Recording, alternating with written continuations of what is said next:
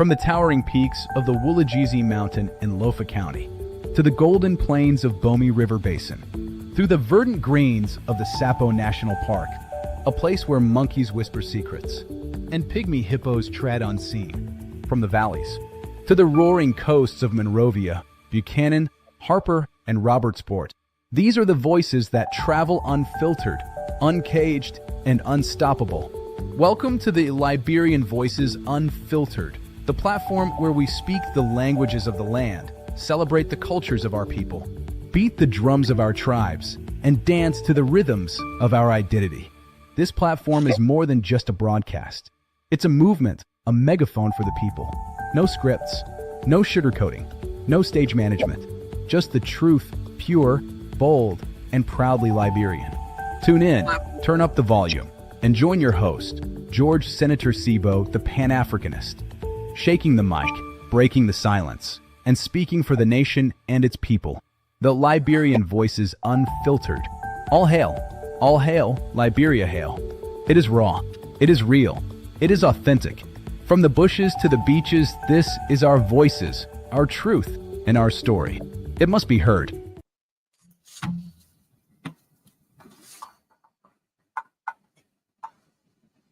Yeah, you're tuned into the heartbeat of Mama Liberia, where truth meets the people and every voice is heard.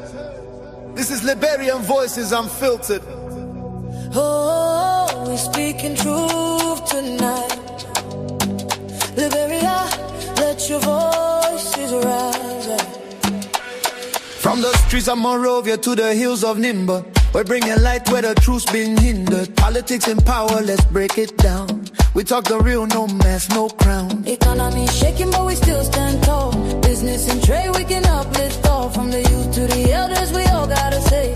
Unfiltered voices paving the way. Liberian Voices Unfiltered. Yeah, we tell you how it is, no filter. Liberian Voices Unfiltered. The people's mic, the nation's mirror. From Buchanan to Bong, from Lofa to Cape Town, we talk the truth that really counts. Liberian Voices Unfiltered.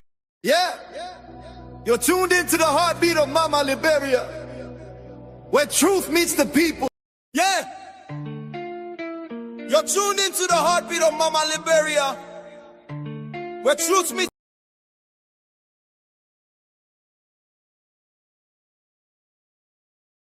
Well. Good evening, fellow Liberians. We want to say a good welcome to you guys for joining me wherever you are. We are happy again to be on this platform, the Liberian Voices Unfiltered, where we provide information raw and we say it as it is. We don't sugarcoat. We don't do no stage management here. This is a platform where Liberians get the information that they need raw. So we encourage you to share our live video, invite people to comment.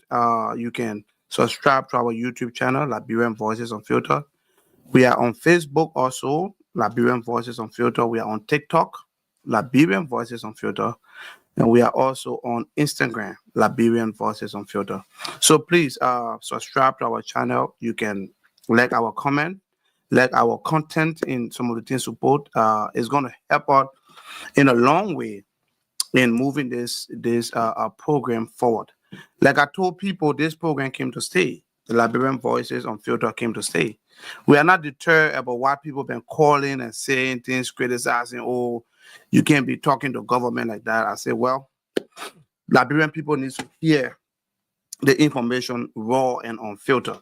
So we are not deterred. We will carry on our job. Today's topic is going to be real fascinating. So I need you guys to follow us, follow the live, give your comment. There is a link when you look at the live. There is a link there. If you feel you want to make a comment, you want to make a contribution to the show, you are welcome to come in. I can pop you in for a couple of minutes. You can say make one or two contributions before you leave. It is incumbent upon us as Liberians to be able to provide information to our Liberian people, especially with our privilege or that privilege to some information that are very, very vital to the Liberians' survivability.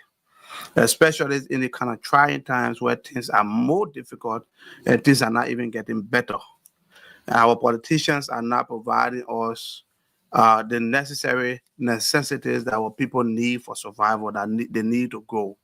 No, our people have been stuck. So today's topic is going to be very, very interesting. I hope you can join me. We'll be talking on governing a nation in crisis, how Liberia's leadership is responding to youth unemployment, corruption, weak institutions, and broken social system. So we want to have a lot of things in between there. So are we really on the right path? Are our people fighting hard to get some of these things done? So to participate on the show, the number is on the screen, plus 267-559-4052. That is a WhatsApp number, or you can call the number directly if you're in the US or Canada. So you can join the show and you can give your contribution. The lines will be open. So let me not waste your time. Let me play the team song once more. Then we will get straight into our discussion. I plan to keep you here minimum an hour 30 minutes, so that we can. There are a lot of good information I really want to pass on, and I want people to listen. So share our live. You can encourage people to join the live, because we provide real, authentic information. We are not sugarcoating anything. So right after our theme song, we will definitely be moving into this. So stay tuned, okay? The people, and every voice is heard. This is Liberian Voices Unfiltered. We're speaking truth tonight. Liberia, let your voices rise. From the streets of Monrovia to the hills of Nimba, we're bringing light where the truth's been hindered. Politics and power, let's break it down. We talk the real, no mask, no crown. Economy shaking, but we still stand tall. Business and trade, we can uplift all. From the youth to the elders, we all gotta say, unfiltered voices paving the way. Liberian voices unfiltered. Yeah, we tell it how it is, no filter. Liberian voices unfiltered. The people's mic, the nation's mirror. From Buchanan to Bong, from Lofa to Cape Mount, we talk the truth that really counts. Liberian voices unfiltered. Your story, your power, your sound. Healthcare, education, Yeah! You're tuned into the heartbeat of Mama Liberia, where truth meets the people, and every voice is.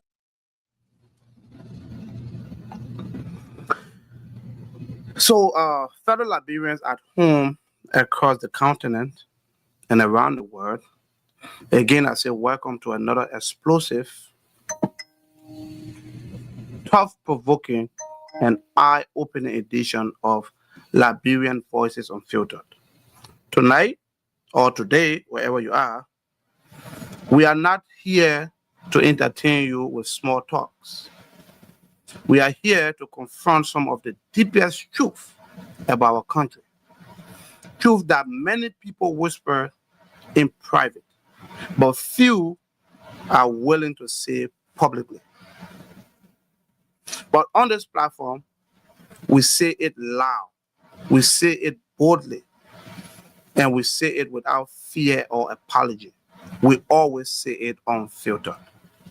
Liberia today stands at a crossroad, a moment in our history where the decisions made are not made by our leader, what decisions made or not made by our leaders will determine the direction of our nation for generations to come. Everywhere you turn, there is a sense of frustration, hopelessness, and unanswered questions. Our young people, who represent more than 60% of our population, are wandering with no clear path. Youth unemployment is no more just statistics.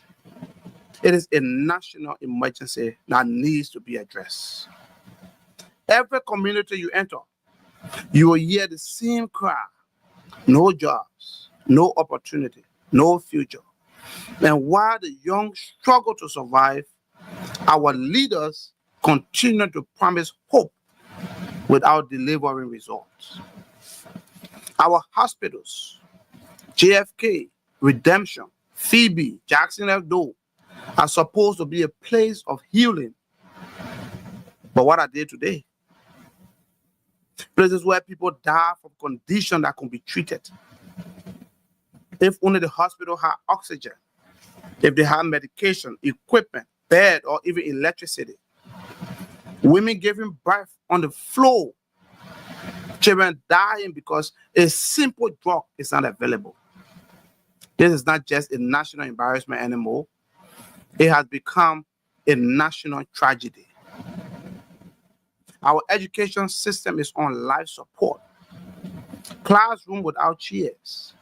Public schools without libraries. Teachers without proper training. Students without books. How can we talk about human capital development when we are still preparing our children with tools from the 1970s? How does a nation grow when its youths are unequipped for the modern world? And then come the national budget, which should be described as the government blueprint for development. The 2026 draft national budget was supposed to be a reflection of national priorities.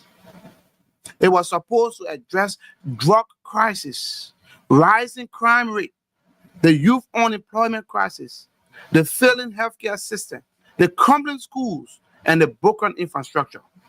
But instead, what do we see?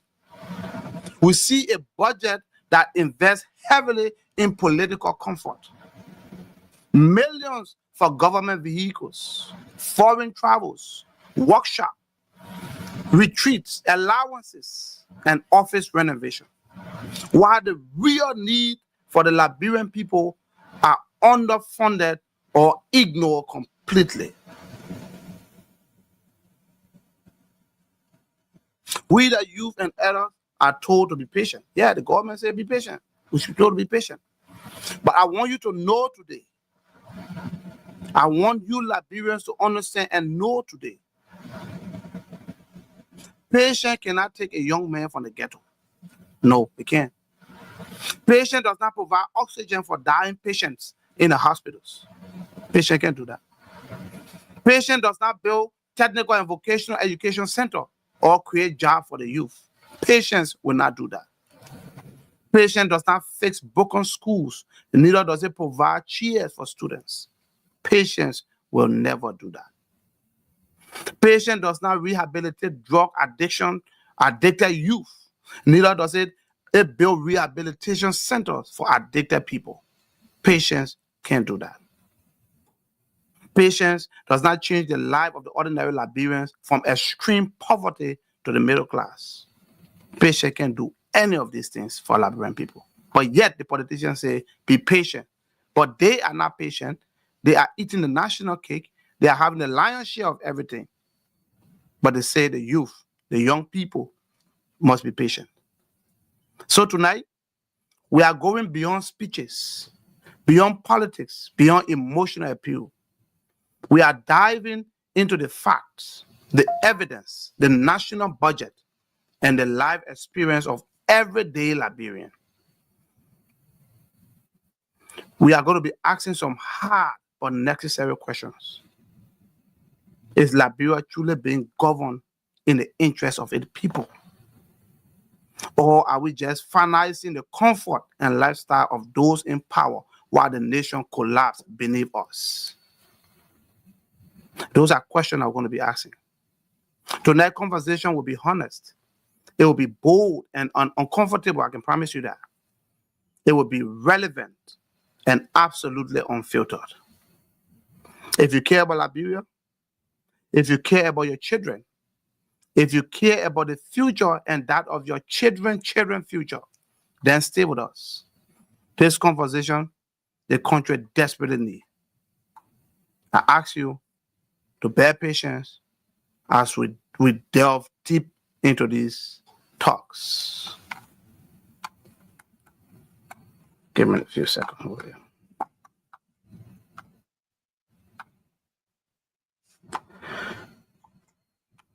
So, fellow Liberians,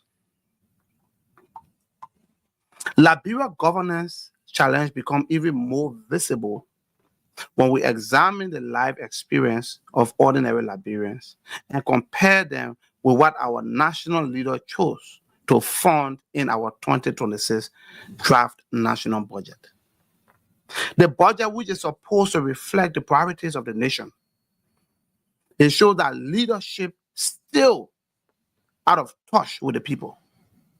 The urgent and painful reality facing Liberians today are not being addressed in the budget. Let's look at youth unemployment, for instance. Youth unemployment have now become a full-blown national emergency, but the government is not doing nothing about that. Over 60% of young Liberians are unemployed. Over 60% are unemployed. Look at that number, 60% over. And this is the highest youth joblessness rate in the entire West Africa. That is the highest in the entire West Africa. 60% of our youth are unemployed. Yet, when we look at the 2026 budget, funding for the youth program remains shockingly low. No, they put nothing much there. The Ministry of Youth and Sport, that is the institution that is responsible for technical and vocational education, for youth empowerment and sport development. Still, they receive just a fraction of what is needed to run their operation. But you say the youth should be patient. The young people should remain patient. But you can't fund them. But you are furnishing your offices, traveling allowances so huge, buying big cars, $45,000, $50,000, $60,000. But you turn the youth to wait if you can't even sponsor their program. There is no major new jobs creation project anywhere. No aggressive national skill training programs. Nowhere you will see that. And no entrepreneurship funded for youth anywhere in the budget. Nowhere. Nowhere. But meanwhile, our legislature alone received tens of millions for operational expenses, for benefits, for allowances, for workshop, retreats, for fuel for the vehicles, and new vehicle purchase. They receive tens of millions, but the youth are not captured. And they are the one approving that budget. They are the one approving that budget. And this clearly signals that the youth are not priority to the National Planning Initiative. The people don't care about you young people. They don't care. In education, the story is even more heartbreaking. Look in Maserati. This is part of Maserati that where the county that hosts our capital. Students are still sitting on the floor because classrooms have no chairs. Go to rural Maserati, you see what's happening there. Go somewhere in Todi, go in Bentor, those places, you see what's happening there. Those kids are still sitting on the floor. When you see their school, you will never believe. You think they're somewhere way in Lofa or Granger there, or Nema far beyond. Go to Bond County. Teachers still complain that their salaries are being delayed. And school lacks science lab and laboratories. No local government schools. Besides the few that they are doing in Monrovia, in Monrovia, in MCS, a few places, go around. School, no laboratory, no library, no computer lab, nothing. But the budget is reflecting huge increment in lawmaker salary, huge increment in their benefit, travel allowances, big money going to them. But they don't care about the young people. They don't care about the generation of this country. How would they care? Because they will already have enough money to take care of them till they die. They're not going to care. In rural counties like Maryland, Grand Crew, River G, some students are still walking for miles, hours to reach to their school. And when they get to the school don't even have textbooks, nothing to teach from. Students are walking miles to come to school. And no places, some of them, no latrine. Sometimes they go to school, there's no even teacher to teach them. Yeah, sometimes the students go to school, no teacher. They get to school, no teacher to teach them. They be floating around doing nothing. Absolutely nothing. Those are the kind of things that we Liberians are confronted with. That's the kind of generation that the youth will be confronted with in the future. When our people don't even know better.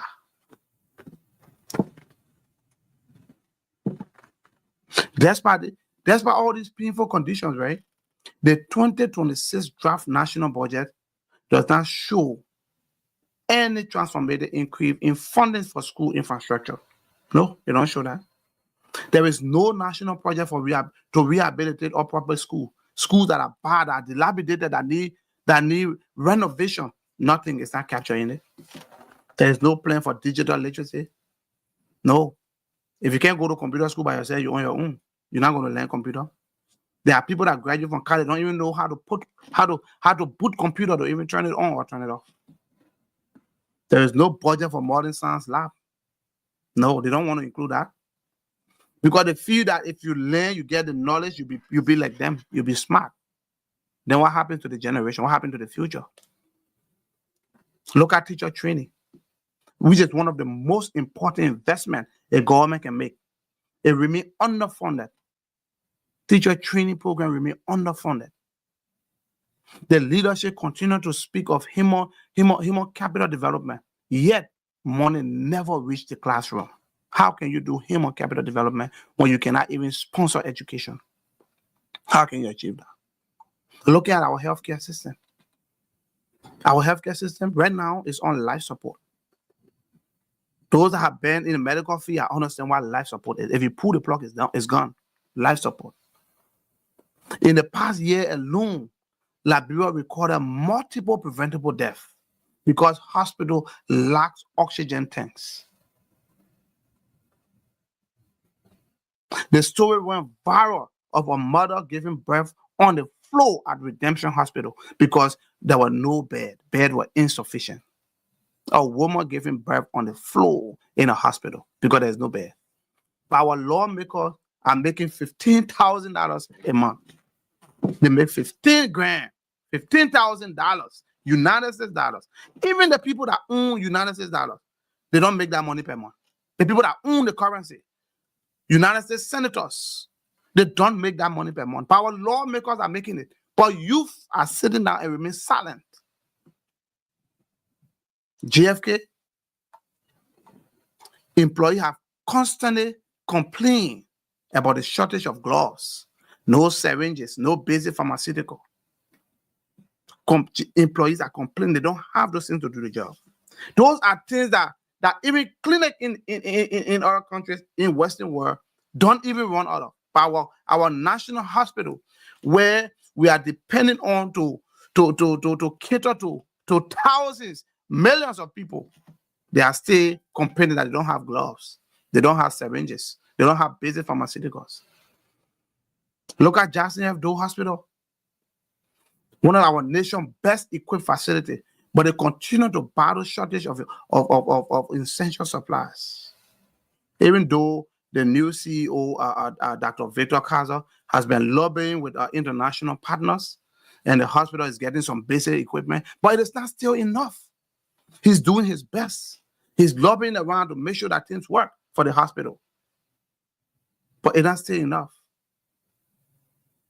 But yet again, the fiscal year budget 2026 show little to no increment in health sector investment. You're not investing in the health sector because they don't care. When they're sick, they don't go to JFK. When they're sick, they get on plane, they fly to India, they fly to Europe, they fly to America. So they don't care to face JFK. But when you, the young people, you, the youth, you, the elderly, when you get sick, you run to JFK. But you know why they keep doing that and walking away? Because the youth fold their hands and watch them do it. Because the youth fold their hands. If changes must take place in Liberia, the youth must wake up and call the government to order. That's why they call you youth. You get the energy, you get the strength, you get the enthusiasm, you got everything you need. Wake up, call government to order, get on the street and protest, demand jobs. It is the right of the government. It is your right that the government provide you jobs. It is their responsibility to make sure that employment is being created in the country. That is the job of the government. If they can't do it, the young people must rise up. The young people must take to the street and demand jobs. I'm not telling you to be violent. No, you can peacefully get on the street and demand jobs from government. You are unemployed. You need jobs. It is the duty of the government to provide jobs. But when you sit down and allow yourself to be politicized, you allow fraction of people in the name of former ruling party or current ruling party to fractionalize you guys and take you to go and protest where their interest lies, you'll be going nowhere. Nowhere. As I speak to you today, there is no plan to modernize our hospitals. No major plan to strengthen our healthcare system. No new funding for maternity health. No. Despite the explosion of drugs and addiction, mental health issue is not even being considered by our government. They don't look at mental health. No, they don't look at it. Youth addiction, they don't. They just speak about it mutely, pretend as if they are doing something about it, but they are doing nothing tangible. Political offices, however, see consistent increase in budgetary allocation. Millions for travel allowances, millions for allowances and administrative costs. Look at the budget. The budget is right there. Look at the budget. Look at concession agreement. Let's talk a little bit about concession agreement. Liberia has some of the world's richest natural resources. It's found in Liberia. We got iron ore, a real commodity that gave money to a nation. We got rubber. We got gold. The price for gold now on the international market, 1 ounce of gold is almost $5,000 for 1 ounce. We got gold in abundance. We got timber. We got palm oil. We got diamond. Yet, communities living near these resources are some of the very poorest in the country, where exploitation is taking place. Look at Grand Bassa. Look at Grand Bassa today. Residents continue to complain that development funds for the large construction company are not reaching the communities. ArcelorMittal is in Buchanan, yes. Concession funds, the corporate social responsibility that ArcelorMittal is supposed to provide to the country in which they are operating from. That money does not reach the county. The government requests for it in cash and use it on their own volition. Use it the way they want to. The trickle-down effect goes to the people because those big trucks are flying your street. They're making your road bad. They're polluting your environment, but nothing gets to you. The government receive it and use it on their own. They buy big cars. They travel and get big allowances and live in big hotels when they travel. Look there, look at your lawmakers, see the cars they ride. Look at your minister, look at your vice president, your president, the kind of cars they ride. How much it costs? They don't care about you. They don't care about you. But the youth, that is my disappointment. The youth sit down and do nothing. If Liberia will change, the youth has to rise up. If government must do the right thing, the young people must rise up and hold government feet to the fire. Challenge the status quo and make them to see that they need jobs. Make them to see that situation in Liberia needs to change. In Nema County, citizen says companies extract iron ore. You saw the iron ore, yes. They're taking it from Nema. But they're failing to rehabilitate the roads. The roads are getting deplorable in Nema. In Sano, same things. Communities are report that agreement for schools, clinic remain unfulfilled, and government is doing nothing about it. Yeah, you have golden verilium. They're taking palm oil.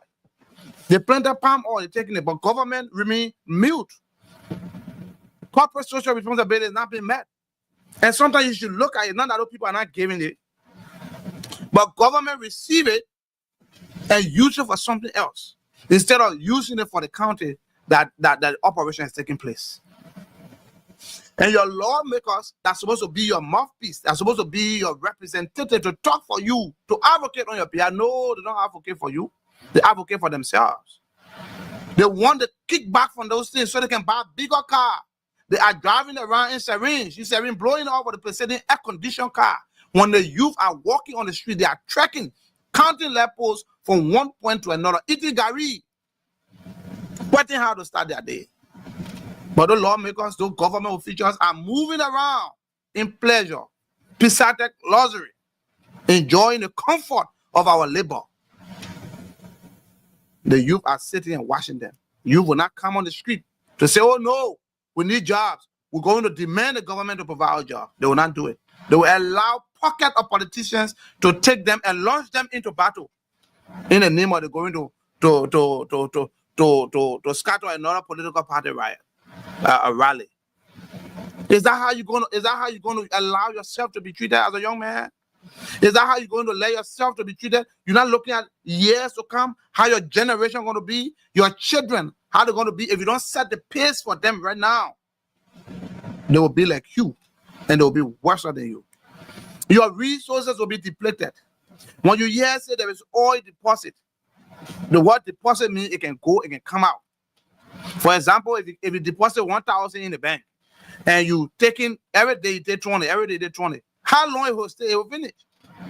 That's how those minerals are. They are mineral deposit. They can finish. When your mineral finishes, when the gold finishes, the diamond finishes, what happened? What's going to happen to you as a nation? You depending on nothing. On nothing. On nothing.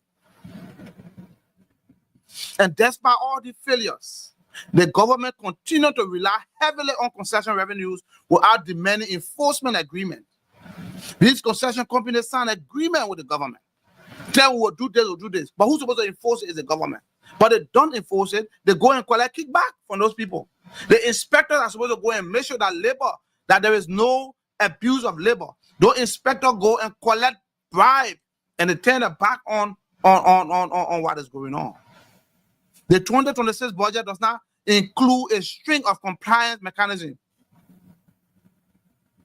or a dedicated form that will monitor concession obligations. No, the budget does not reflect that you have a group of people that will monitor or compliance mechanism for concession companies. It's not mentioned. There is no policy framework for that. There's nothing. They don't care.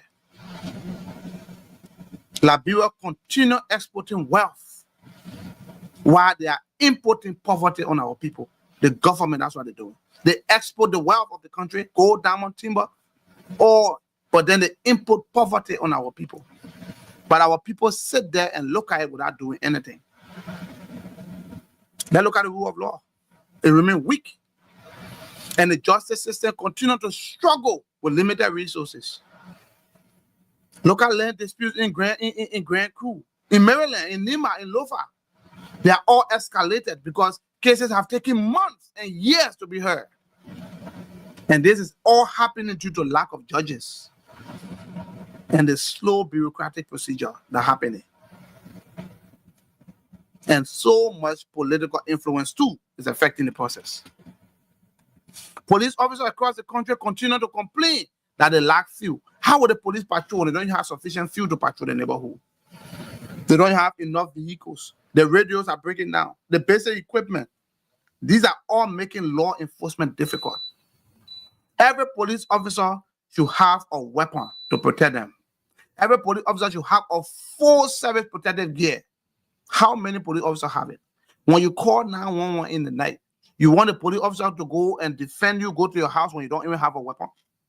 He don't have a weapon to defend himself. How is he going to, when they say armed robber, so he will go there with a baton, with a stick in his hand to go and defend? No, but government is not looking at that. They don't even want to empower the police. No, they don't want to do that.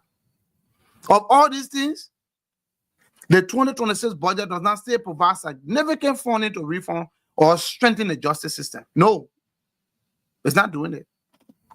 But instead, you got administrative budget in political offices. They still remaining heavily funded, and they just untouched.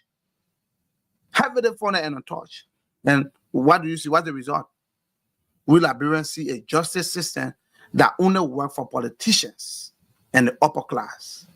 But for the poor people and the ordinary Liberian, the justice system will always fail you.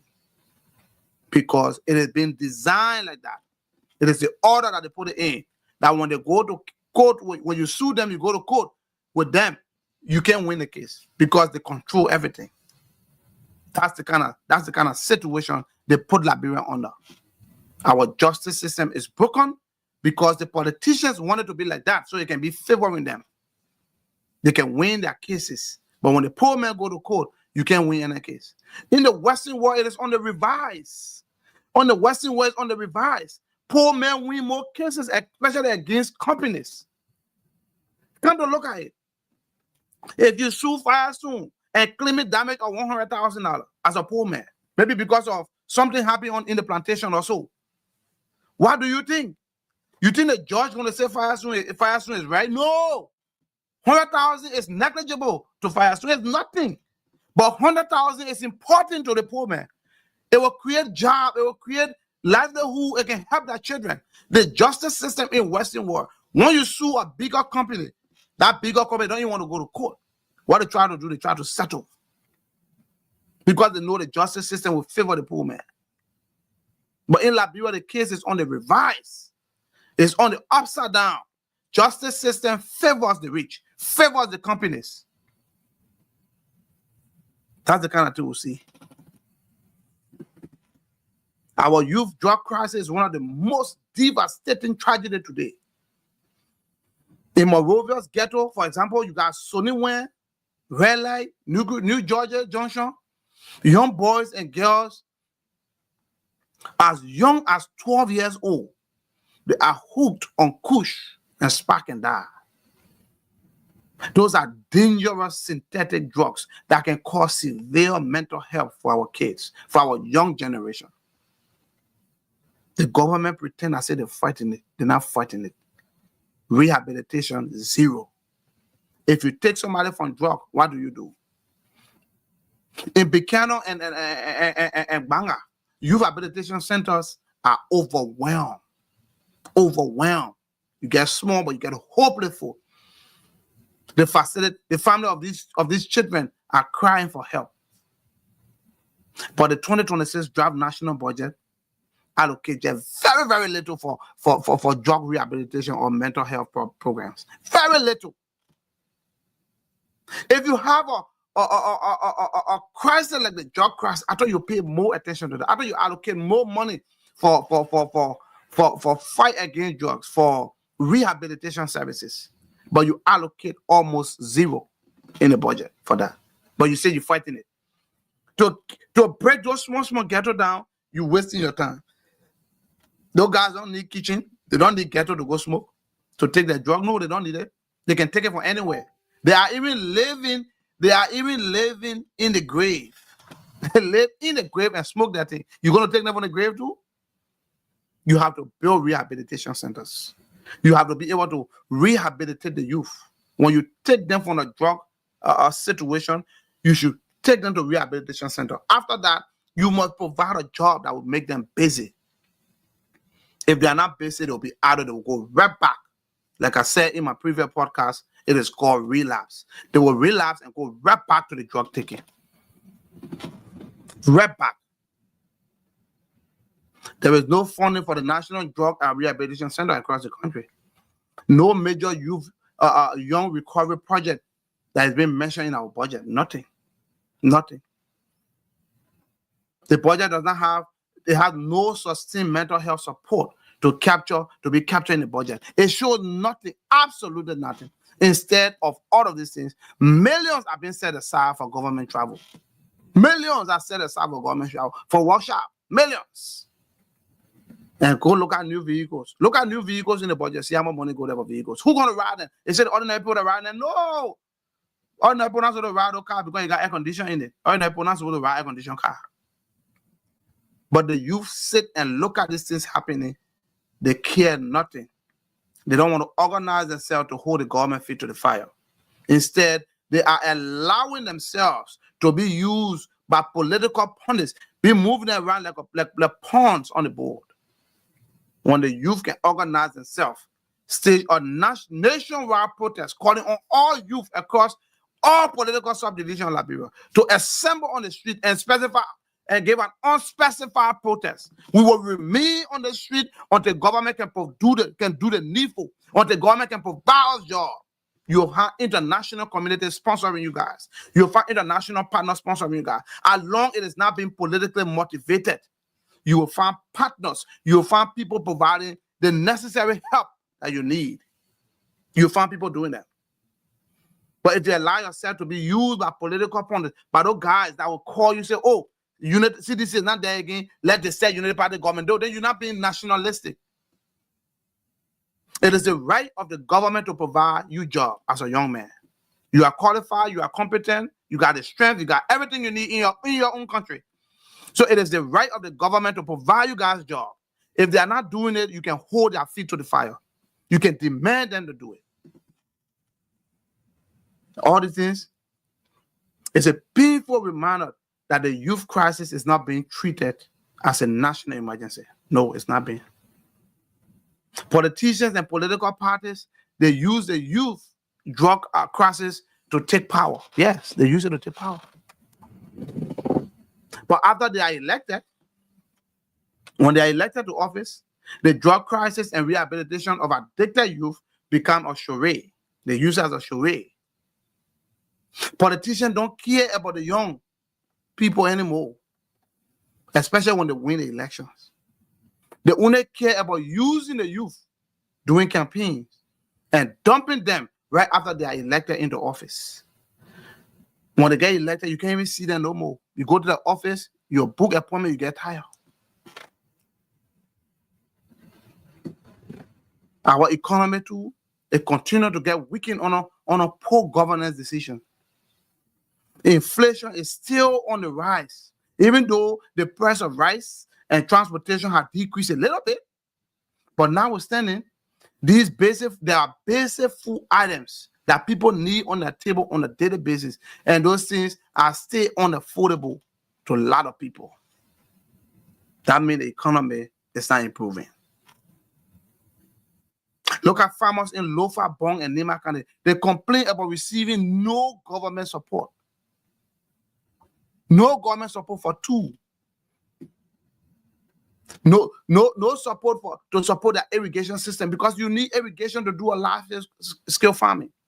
Farm to market road is bad. Nothing is there. How will they transport their crops, their produce from the farm to the market? The price of agricultural material like hoe, cutlasses, shovels, diggers, etc., they all remain high and they are unaffordable for farmers.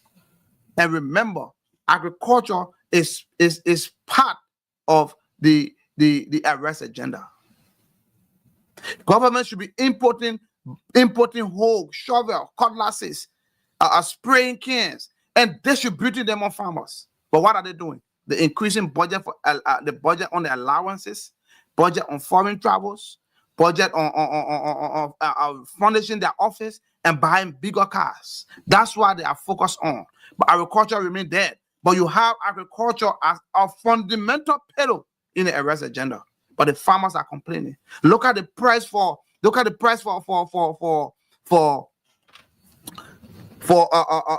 fertilizer. I'm a farmer. I buy these things. I know how much I pay. 150 kg bag of fertilizer is over 60 United States dollars. How you expect a poor farmer to do agriculture when he can't even afford a bag of fertilizer? 60 US dollars is almost all the money they will receive when they sell their produce. How you expect them to have sustainable agriculture? How you expect agriculture to improve the economy? How you expect it when basic agricultural needs are not available? No farming equipment. They are too expensive. One cutlass is $5. One cutlass is 5 United States dollars. Where you expect the farmer to get that from? How you expect them to afford that? Shovel, hoe, digger. Go look at it, just to name it. Wheelbarrows. Go and check the prices of it. $35, $40. How you expect the farmer to afford that and still be able to carry on a big farming? They won't do that. These are the things that the budget should capture, should provide subsidies to importers of this agricultural material so that it can be sold at a lesser price, so that farmers can be able to get them and operate and do agriculture, so that we can be dependent on only rice. We can be dependent on import. We can be dependent on what we produce. Those are some of the things that we need to focus on, but the government is not doing that. Agriculture funding in the budget, it remains insufficient. That money allocated for agriculture is very, very insufficient. In fact, look at rural rehabilitation is the most underfunded. Look at road to rehabilitate is most underfunded. Even though the rural community rely heavily on road to transport their goods. But vehicle procurement for government agencies remain fully funded. Foreign travels remain fully funded. These are the choices that clearly show what the government priorities are. The priorities are not farmers. The priorities are not young people getting access to loan to start their own businesses. No, they're not a priority. Because if they make you self-sufficient, if you become self-sufficient, you will not be behind with munya. You will not be behind with jaja. No, you will not be a bandwagon that's behind anymore. And they want those people to be behind them, to be blowing trumpet when they are walking. So they will make sure that you are not empowered. They will make sure that every day you be to their houses. Every day you'll be there begging them. That's how poor leadership is. A leader is successful when people around him succeed. You can't be the only rich man. And then everybody around you, they are beggars. Begging for nickel or dime to pay their school fees. But you got it in abundance.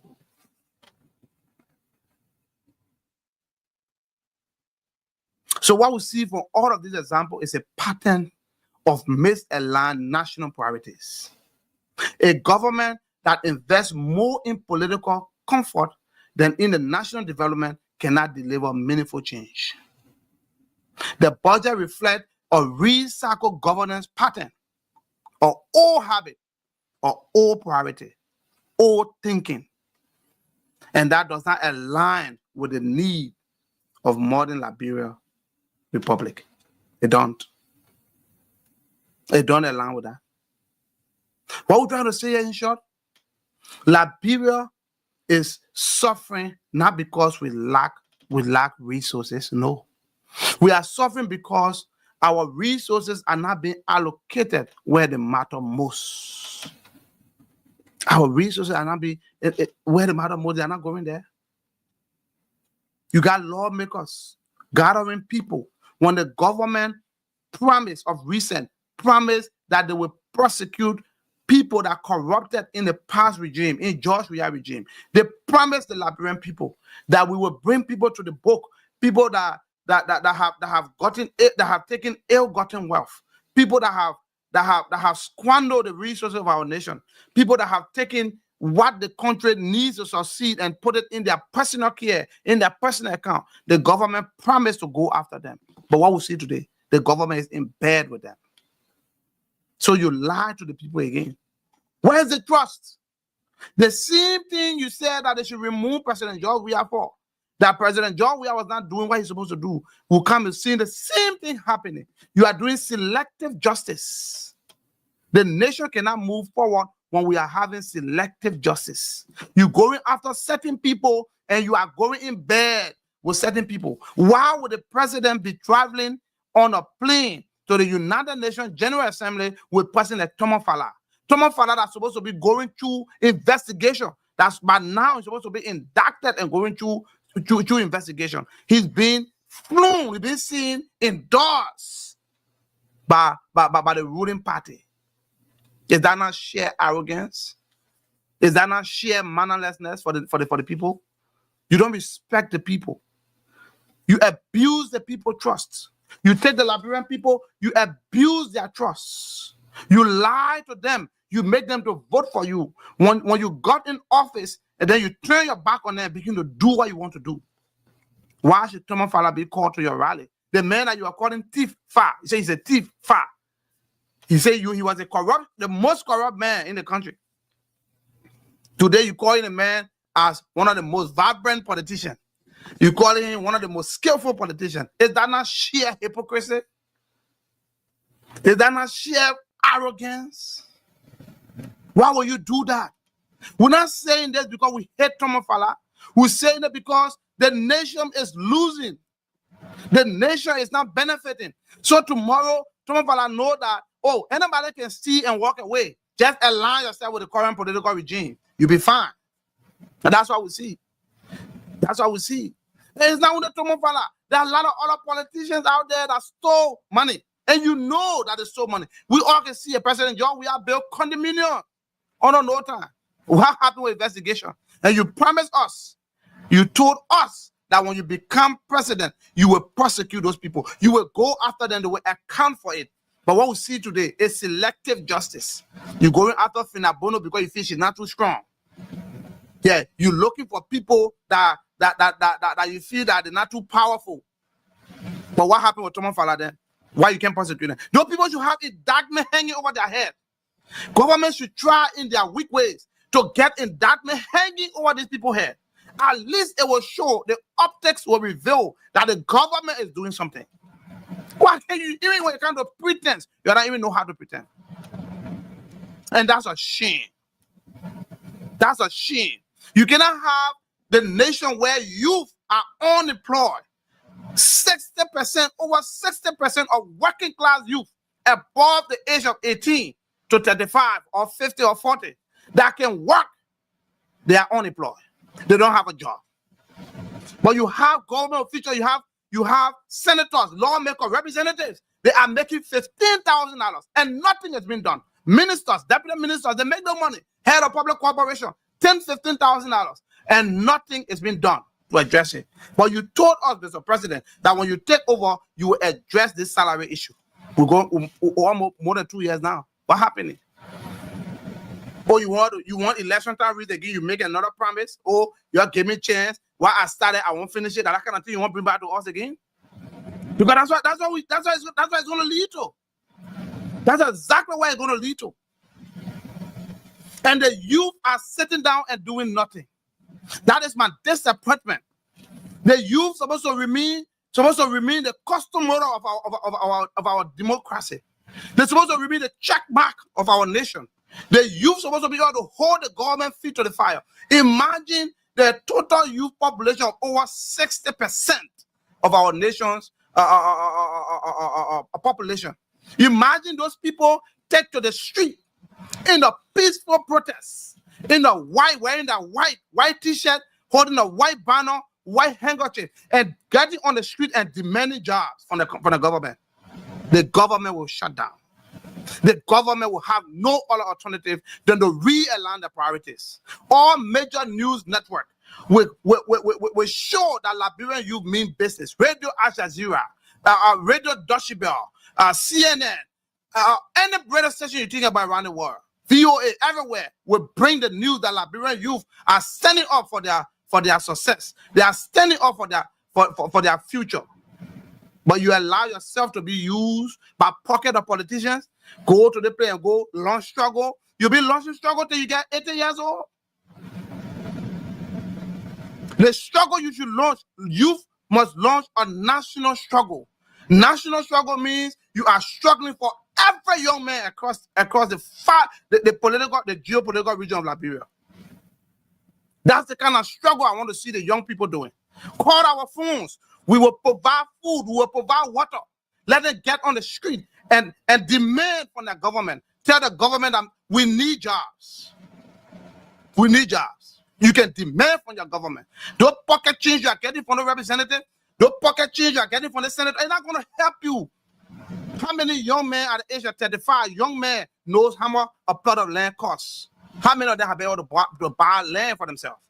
There's several those that will struggle in the market to sell that piece of goods and things while the police keep harassing them to leave the street. All those things are going on. The youth are sitting and just watching. How can you have a country that has less than 30% of old people and allow the old people to rule us to the extent? The old people are the ones, all the money, all the resources, they make all the decisions. They don't include any youth in the decision-making process. But we got FLA, we got Federation of Liberian Youth. What are they doing? FLA have become more political than their intended purpose. They do nothing. When you are elected the president of FLA, you think that it's an opportunity for you to go sit with the minister now and start knocking glasses, start drinking champagne, and start drinking Hennessy XO. You think that's an opportunity. When you are elected to those offices like Federation of Liberian Youth, all of their quota officers, this is where you guys supposed to put your acts together. Make sure that you are doing things in the interest of Liberian youth, because that's what the institution stands for.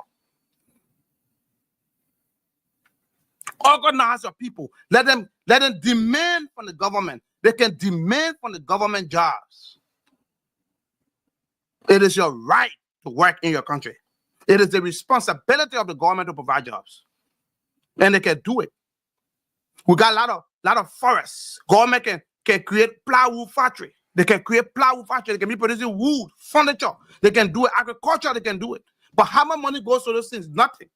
But go and check how much money is allocated for brand new cars.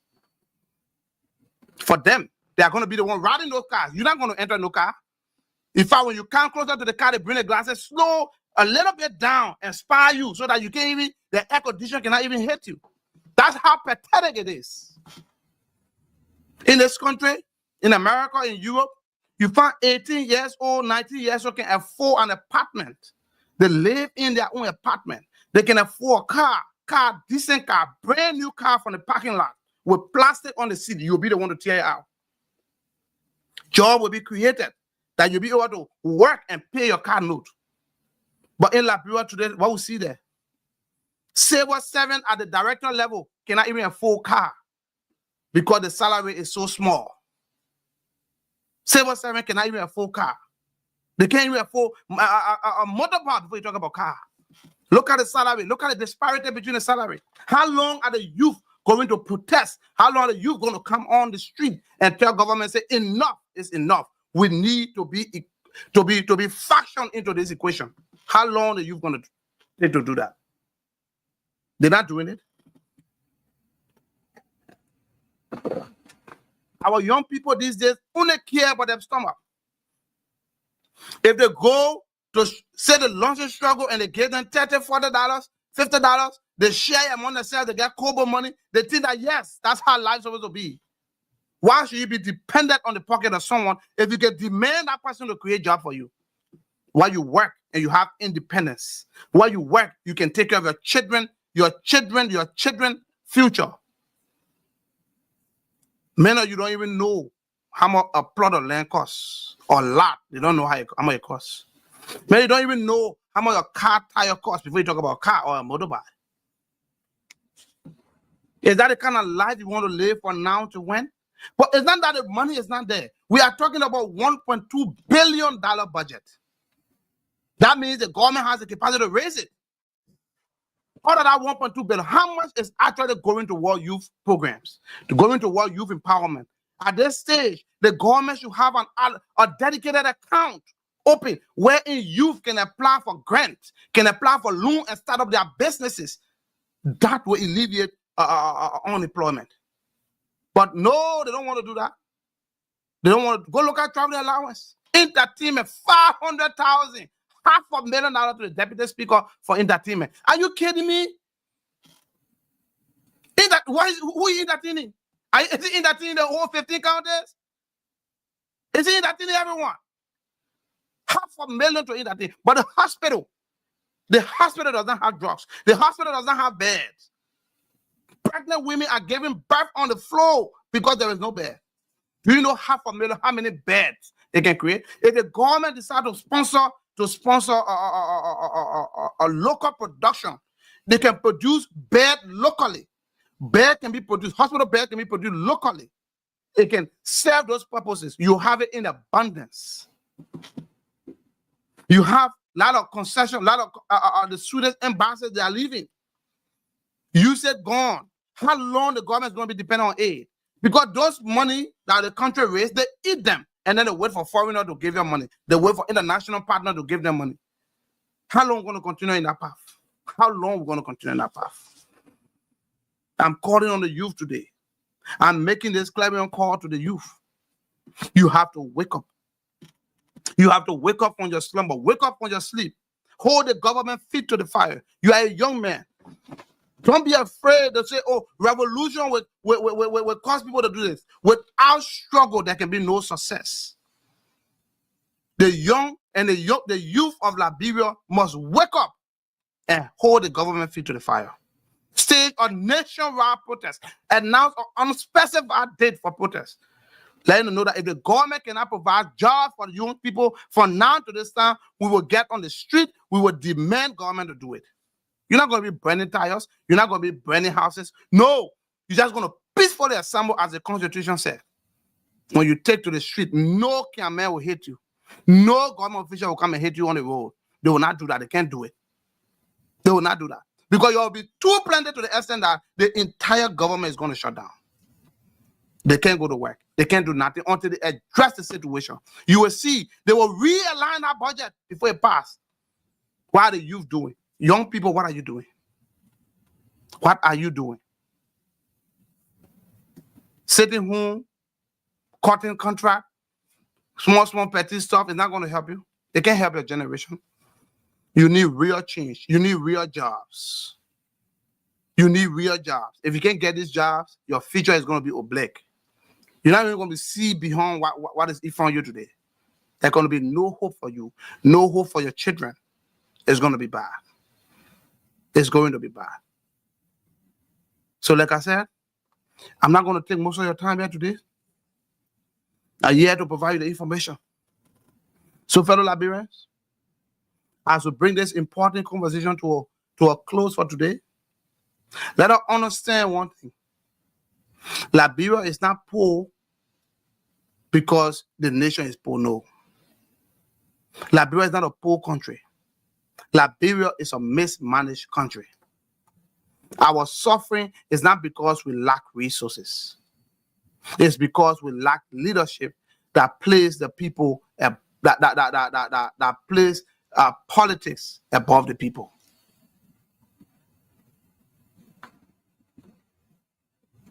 The fiscal budget 2026, it tells a story. We all can see the storytelling. It tells us who the government truly value. And sadly, it shows that the system still prioritizes government comfort over public welfare. And today, I'm asking the youth to challenge that and make that change. We cannot continue to accept budgets that fund political offices, but starve our schools, starve our hospitals, and youth programs, and provide enough funding to our justice institutions. We cannot keep pretending that Liberia will improve if we do nothing. We cannot allow young people unemployment, drug addiction, and broken institutions to define the future of Liberia. Liberian deserves better. And it starts with leadership. We mean leadership that governs with vision, leadership that governs with courage, with integrity, and with accountability. Tonight's discussion was not about attacking any government or any individual. No. It was about speaking truth to power and defining the ordinary Liberian who wake up each day hoping for change, but still sees nothing. It was about you, the young people that are ready and able to work, but there is no job created by their government. Today's discussion was about a nation that has abundant resources, but the people are among the poorest on earth. Liberia will rise, but only when leaders decide to lead with purpose. And when citizens demand better, when citizens begin to question authority more and hold leadership accountable, that is the only way Liberia will rise. Liberia will not rise if these things are not done. The youth should not just fold their hands and watch politicians do whatever they like. The youth must rise up and demand employment from their government. They must demand inclusion of youth programs to foster youth development in the national budget. That's what the youth should be doing. Fellow Liberians, let us continue this conversation. Continue to challenge the system and continue to push for Liberia as we all deserve better. Tonight, I want to say thank you for joining us on the edition of Liberian Voices Unfiltered. We are asking you to stay engaged, to stay informed, and stay hopeful. Liberia's future depends on all of us. Please encourage your family and friends to subscribe to our YouTube channel, Liberia Voices Unfiltered, to follow our Facebook page, Instagram page, and TikTok pages, Liberia Voices Unfiltered. So until we meet again, let God bless you. Let him keep you. Let him shine his face upon you. And let him give you peace, the peace that you deserve. We want to say thank you for joining us. We want to say thank you for your likes, your comments, and your support. We appreciate everything you do. Everything you made, every comment you made, we have seen them. And we pray that God Almighty touch the heart of our leaders, touch the hearts of our leaders, and make them to do the right thing. But if they fail to do it, I'm calling on the youth and young people to rise up. I'm calling on the youth and young people. You sitting at the attire shop, you sitting in that club, you sitting on the road, standing next to that tree. I'm talking to you. Rise up. Organize yourself and demand jobs from your government. You got the right to do that. The Constitution gives you the authority to do that. You can demand job. You can demand accountability from your government. Just do it in an organized fashion. Call on the youth from Grand Judah, Moreover, everywhere. They can protest for employment. Unspecified protest. There is no time limit until government meet the demand of the youth. 65% is not a small number. You can't sit and allow your country and allow everything to go away from you. They are signing concession agreement for years. Look at Firestone, 99 years. How many black men, how many young people will reach 99 years? Liberia Agriculture Company, look at how many 66, 70. Look at the years they are signing the concession agreement for. Your country is being taken away from you. Your future is being taken away from you. But you need a youth to go back and take it from government. That's the job of the youth. Other countries have done it. Liberia can do it. Liberian youth can do it. We're not asking you to go to the street to burn anything on the street, to burn houses or to loot. No, we are telling you to organize yourself in a peaceful manner. Get on the street and demand from your government. Demand jobs, demand accountability, demand inclusion in every decision-making process, because you constitute more than 60% of the population. Things should be directed to you. 60% should receive 60% of everything. This show, like I said, is not sentimental. It's not party-based. We don't care which political party you're from. We don't care which political party you affiliate with. You come on the show, you say it as it is. That's the reason why a lot of people I'm contacting to join the show, they don't want to come because they are afraid. Not that they don't have information to provide, but they are afraid to come because they still lobbying with government. They still finding way to get job with government. But I don't care. I will say it as it is. I will continue to speak truth to power. I will continue to let the government know that you campaign on the basis of this. You must do it. You told the people you will create jobs for the youth. Almost 2 years, no job. You told the people you will prosecute people that are corrupted. You called George Weah government one of the most corrupt government. How many persons have gone to jail since almost 2 years? 0 person have gone to prison for corruption. You're creating a situation to know that you're doing something, but you're doing nothing because you have the same intention to steal. The same plan to steal and walk away. Because you know if you prosecute them, the next government is going to prosecute you. So you don't want no prosecution. You pretend as if you want to prosecute. When we get there, we'll do this. When we get there, we'll prosecute them. They will answer for that, for the 2 condominiums. They will answer, Thomas Fala will answer for the university he paid. Or Thomas Fala, how do you call her? The lady with the car that they arrested a few times. Finabono will answer for all the cars she have. Jefferson Koji, they will answer for what they have. Today, what happened? What are we seeing? Are we seeing anything? Have any tangible arrest that had led to prosecution taking place, that had led to actual people going to prison for corruption? Have we seen it happening? The answer is no, because the government don't want to do it. They are creating charade They are creating mirage to make the Liberian people to feel that they are doing something, but they are doing nothing. And we all know they are doing nothing. 2029 will be a year of reckoning. Will be a year of reckoning. I'm asking the young people, I'm asking Liberians to open their eyes and see. Don't allow these people to fool you again. Don't allow anyone come to you and fool you. Vote based on what you have seen, what you have touched, on tangibles. Don't go vote on sentiment. Don't go vote on things that somebody told you that they will do when they were there, they didn't do it. Don't listen to that. I'm calling on our young people. Do the needful. Come out in your numbers. Come out in your numbers and demand from your government job and demand from your government accountability. You're 35 years old, 25 years old, you should be working. You are a high school graduate. Some of you graduated from college. Some of you got a master's degree, but you don't have a job. When you don't sing the song of a political party, you got no job. Is that how long we're going to live? We must be a sycophant to somebody. We must be a bootlegger to somebody before we can get a job. How long the youth going to be in that process? Fair Liberians? All I can do is to say my part. And I'm encouraging you to join me in this fight. Young people, join me in this struggle. I will continue on this path until change can come. I will continue in this path until we can see a reasonable change in our nation.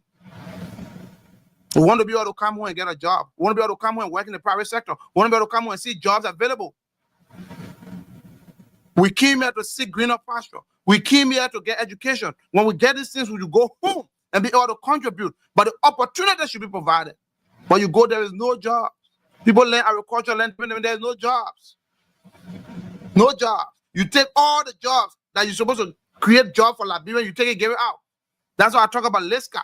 Look at the Liberia International Ship and Corporate Registry. You took it, you give it to the Israelis. The Israelis are running it. Jewish people are running it.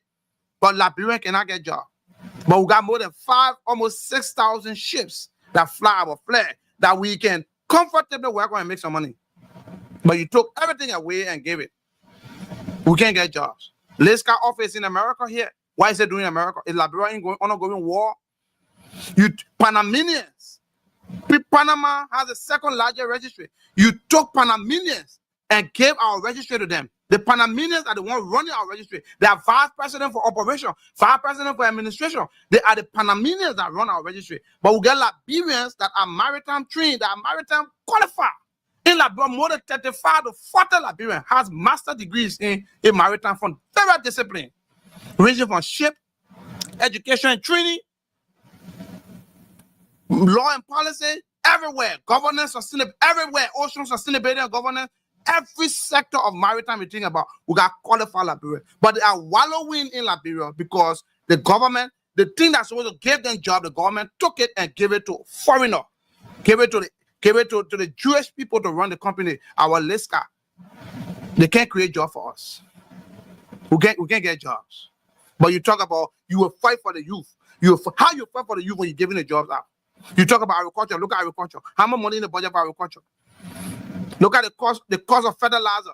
How much for one bag of fertilizer? How much for one bag of, how much for shovel? How much for cutlasses? How much for hoe? How much for digger? You expect the ordinary farmers to come and do that? To take what they're supposed to eat to go and buy those seeds? You're not going to have vibrant agricultural development. You're not going to have it. You're going to have substantial farming. That's the best you have because you don't want to invest in it. Every country that have improved in every sector, they invested in it. They didn't take all the money and allocate it for travels. They didn't take all the money allocated for allowances and bonuses. They didn't put the money there to go buy brand new cars, air-conditioned cars, to be driving around in it. They didn't do that. Come to America, be living in expensive hotel, traveling all over the place. When you're sick, you don't go to your JFK because you underfund JFK so that you can come to Dubai to hospital, so that you can go to America, the United Kingdom to hospitals. Is that how we're going to continue to live in our country? But we'll continue to speak the truth. We will continue to make our voice heard. We're inviting people to join us in this fight. I need young Liberians to join us in the fight. Let us fight for our young people. For me, I'm okay, I'm good. If you think I'm doing it because I want a job, I am good. I work. I got stuff going on in my life. I got people work for me in Liberia. I got a farm. I got a school project going on. I got more than 25 to 30 employees on my farm now as I speak to you, and I pay them. I pay them. They are working. So if you think I'm doing it because I want a job, you're fooling yourself. I'm doing it because of the Liberian people. I'm doing it because of the young people. I know how many young people call us every day asking for handout. I'm not saying that we're not friends. You can't ask your friend for something, but how long would that do? That those $25, $50, $75 I will send, what is it really going to do for you? Can it buy you land? Can it build you a house? No, it can't. It's not going to do nothing much for you. You need a job. And the only people that can create a job for you is your government. So you must hold your government accountable. You must hold your government responsible for not creating jobs for you. Hold them responsible. So on this note, well, like I said, we can only talk.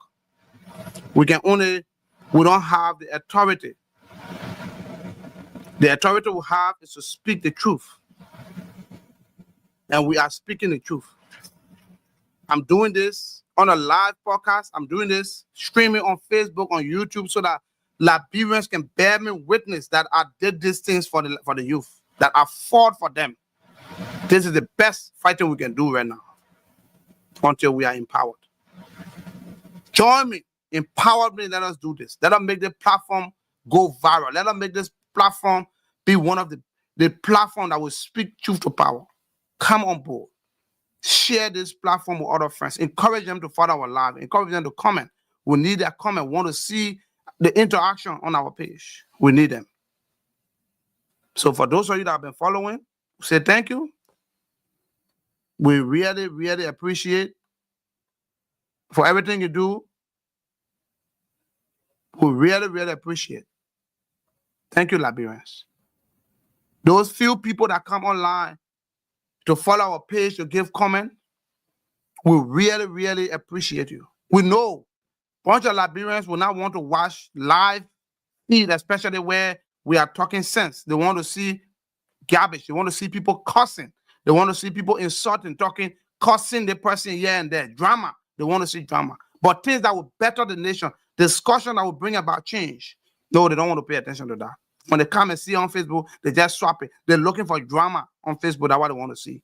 But when it comes to real substance, real issue that will trigger national government to do what they're supposed to do, no, you don't find a lot of people watching it live. A lot of people not watching. No, they don't care to watch it. They look for drama on Facebook. And drama cannot move her anywhere. So for those of you that have been watching, those of you that follow our page, we want to say keep doing it. Keep encouraging people. Revolution is not a day thing. Revolution takes time. We are launching. What we have started is a revolution. It's a media revolution. We will use it. We will use it to empower our people. We will use it to give our people knowledge and understanding as to how to proceed. So we say thank you and God bless you till we meet again. Thank you. From the towering peaks of the Woolajezi Mountain in Lofa County to the golden plains of Bomi River Basin, through the verdant greens of the Sapo National Park, a place where monkeys whisper secrets and pygmy hippos tread unseen, from the valleys to the roaring coasts of Monrovia, Buchanan, Harper, and Robertsport. These are the voices that travel unfiltered, uncaged, and unstoppable. Welcome to the Liberian Voices Unfiltered, the platform where we speak the languages of the land, celebrate the cultures of our people, beat the drums of our tribes, and dance to the rhythms of our identity. This platform is more than just a broadcast. It's a movement, a megaphone for the people. No scripts, no sugarcoating, no stage management, just the truth, pure, bold, and proudly Liberian. Tune in, turn up the volume, and join your host, George Senator Sibo, the Pan-Africanist, shaking the mic, breaking the silence, and speaking for the nation and its people. The Liberian Voices Unfiltered. All hail, Liberia hail. It is raw, it is real, it is authentic. From the bushes to the beaches, this is our voices, our truth, and our story. It must be heard. Yeah, you're tuned into the heartbeat of Mama Liberia, where truth meets the people and every voice is heard. This is Liberian Voices Unfiltered. Oh, we're speaking truth tonight. Liberia, let your voices rise. From the streets of Monrovia to the hills of Nimba, we're bringing light where the truth's been hindered. Politics and power, let's break it down. We talk the real, no mask, no crown. Economy shaking, but we still stand tall. Business and trade, we can uplift all. From the youth to the elders, we all gotta say, unfiltered voices paving the way. Liberian voices, unfiltered. Yeah, we tell you how it is, no filter. Liberian voices, unfiltered. The people's mic, the nation's mirror. From Bukana to Bong, from Lofa to Cape Town, we talk the truth that really counts. Liberian voices, unfiltered. Yeah. So, fellow Liberians, I've said thank you for joining us. We really, really appreciate it. Go to our Facebook page, encourage your friends and family, your loved ones, to subscribe to our YouTube channel, Liberian Voices Unfiltered, to follow our Facebook page, Liberian Voices Unfiltered. We are also on Instagram, Liberian Voices Unfiltered, and we are also on TikTok, Liberian Voices Unfiltered. The more followers we have, the more views we have, the more likes and the more comment we have, the farther we can reach our audience, the more people we can talk to. So please share this live on your page. Share it. It will get to people. This our fight is not going to be for nothing. It's going to resonate with the people one day. It takes time. It's not a day fight. So we say thank you until we meet again. I say ciao.